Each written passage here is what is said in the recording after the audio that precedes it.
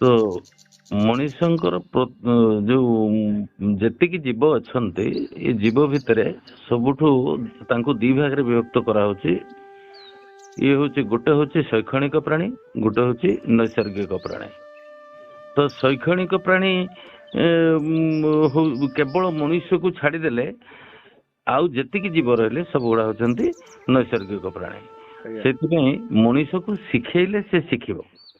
ଯେମିତିକା ହାତୀଟେ ବଣରେ ପିଲା ଦେଇଦେଲା ପରେ ଜଙ୍ଗଲ ହାତୀ ତାର ମା ପାଖରେ ଯୋଉ ଅମୃତ ଭାଣ୍ଡ ଥାଏ ସେ ତାକୁ ଡାକେନି, ସେ ନୈସର୍ଗିକୃତ ଭାବରେ ଯାଇକିରି ଖାଏ।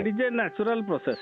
ଆଜ୍ଞା, କିନ୍ତୁ ମଣିଷ ଯେତେବେଳେ ପିଲା ଜନ୍ମ କରେ, ସଦ୍ୟଜାତ ସନ୍ତାନ ଯେତେବେଳେ ଭୋକରେ କାନ୍ଦେ କିନ୍ତୁ ସେ ଆପେ ଆସିପାରେନି, ମା ତାକୁ ଡାକିକିରି ମାନେ ଉଠେଇ ଆଣିକି ତା ଅମୃତ ଭାଣ୍ଡକୁ ଦେଲେ ସେ ଖାଇବ।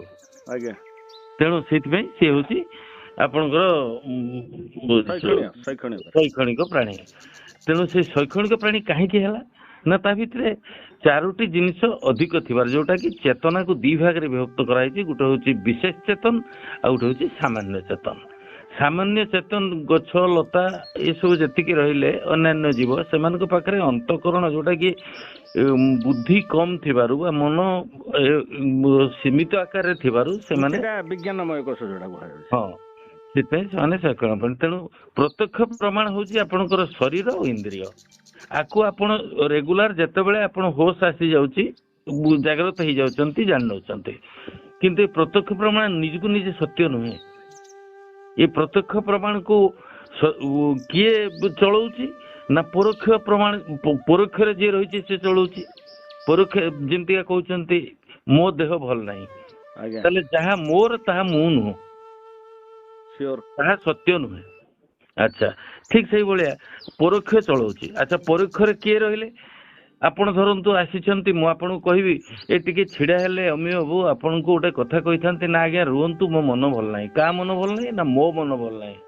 ତାହେଲେ ଯାହା ମୁଁ ପ୍ରଥମରୁ କହିଛି ଯାହା ମୋର ତାହା ମୁଁ ନୁହେଁ, ମୋର, ମୁଁ ମନ ନୁହଁ।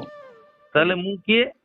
ନା ମନକୁ ଯିଏ ଚଳଉଛି ଇଏ ହେଲା ଯେ ପ୍ରତ୍ୟକ୍ଷ ପ୍ରମାଣ ହଉଛି ଶରୀର ଇନ୍ଦ୍ରିୟ, ସିଏ ସତ୍ୟ ନୁହେଁ।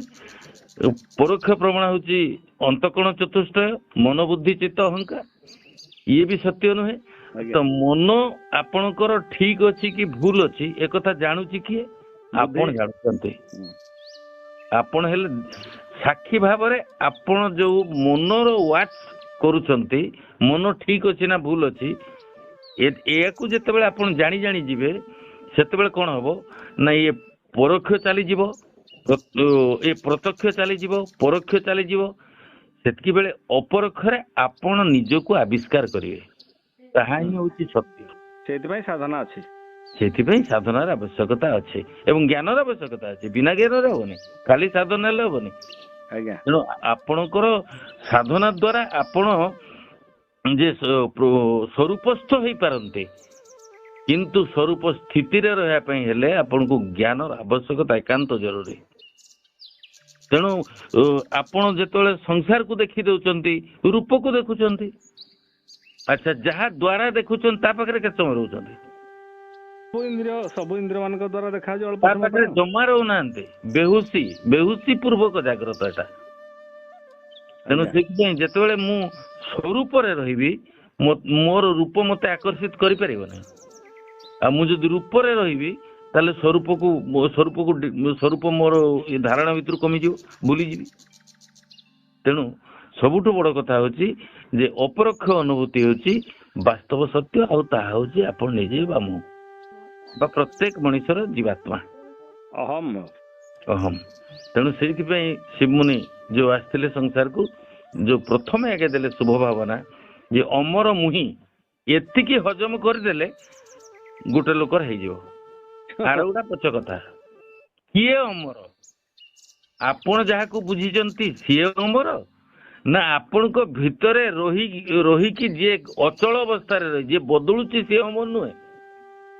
ଯିଏ ବଦଳିବାକୁ ଜାଣୁଛି ସେ ହଉଛି ଅମର। ଜାଣିବା ଲୋକ ହିଁ ଅମର। ଆଜ୍ଞା, ତାହା ହଉଛି ଅପରୋକ୍ଷ ଅନୁଭୂତି। ଭାଇ ଧନ୍ୟବାଦ। ସପ୍ରେମ ଜୟଜୀ। ଆଜ୍ଞା, ଜୟଜୀ।